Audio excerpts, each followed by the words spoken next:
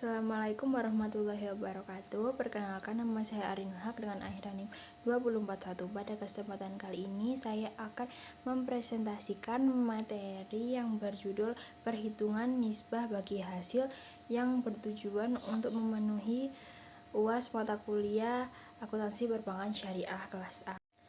Pertama-tama saya akan menjelaskan mengenai definisi. Jadi perhitungan nisbah bagi hasil itu adalah proses menentukan proporsi pembagian keuntungan antara dua pihak, biasanya antara bank syariah dan nasabah berdasarkan kesepakatan awal atau akad, dan nisbah ini dinyatakan dalam bentuk rasio atau persentase di mana keuntungan usaha dibagi sesuai persentase yang telah disepakati. Lalu selanjutnya adalah tahap perhitungan bagi hasil. Jadi pertama-tama menentukan bagi hasil yang akan digunakan, kemudian menghitung pendapatan yang akan dibagi hasil, setelah itu menghitung saldo rata-rata harian sumber dana dan menghitung saldo rata-rata harian penyalur dana. Kemudian setelah melakukan 3 tahap tersebut, dilanjutkan dengan distribusi bagi hasil pendapatan kepada masing-masing nasabah sesuai dengan nisbah yang disepakati, lalu menghitung proporsi bagi hasil pendapatan untuk setiap jenis sumber dana, dan terakhir yaitu menghitung pendapatan bagi hasil untuk nasabah dan bank.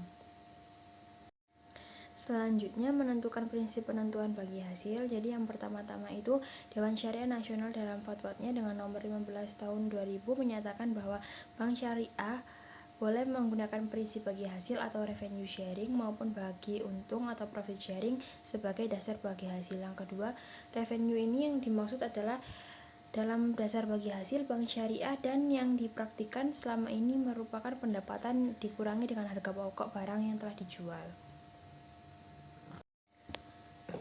Lalu pernyataan standar akuntansi keuangan PSAK nomor 105 paragraf 2 menyatakan bahwa pembagian hasil usaha mudharabah dapat dilakukan berdasarkan prinsip bagi hasil atau bagi laba, dan jika berdasarkan prinsip bagi hasil maka dasar pembagian hasil usaha adalah laba bruto atau gross profit, bukan total pendapatan usaha atau omset.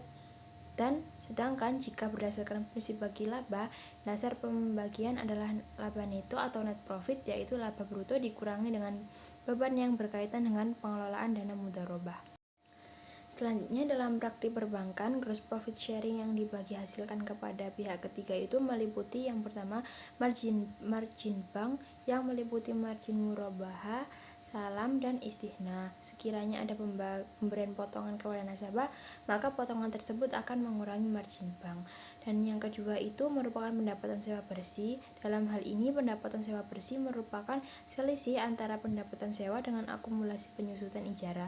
Gain atas penjualan aset ijarah juga termasuk dalam pendapatan sewa. Dan yang terakhir itu merupakan bagi hasil investasi mudharabah dan investasi musyarakah. Nah, ini merupakan menghitung jumlah pendapatan yang dibagi hasil. Jadi dalam perolehan pendapatan terdapat dua variasi sumber dana untuk memperoleh pendapatan yang diterima oleh bank syariah sebagai berikut. Yang pertama itu seluruh pendapatan berasal dari pembiayaan yang sumbernya dari dana nasabah, dan sebagian pendapatan berasal dari pembiayaan yang sumbernya dari dana nasabah dan sebagai pendapatan dari modal bank.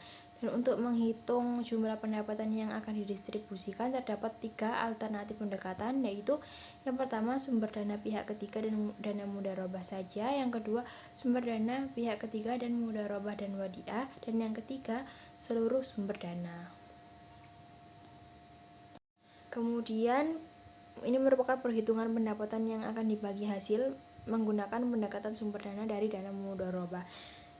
Yang pertama itu ada menghitung rata-rata saldo harian sumber dana atau RSSD. Hal ini dilakukan karena saldo nasabah dapat berubah setiap hari. Jadi rumusnya itu rata-rata saldo harian sumber dana dibagi saldo tanggal 1 ditambah saldo tanggal 2 dan seterusnya dibagi jumlah hari tersebut. Dan selanjutnya yang kedua itu menghitung rata-rata saldo harian pembiayaan atau RSP. Hal ini dilakukan karena untuk masing-masing pembiayaan dapat berubah setiap hari. Dan rumusnya itu pendapatan bagi hasil sama dengan 200 juta per 400 juta dikalikan 2 juta.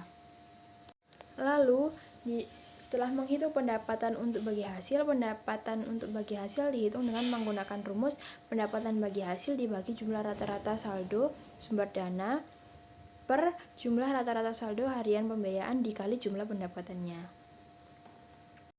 Sekian presentasi dari saya, kurang lebihnya mohon maaf. Wassalamualaikum warahmatullahi wabarakatuh.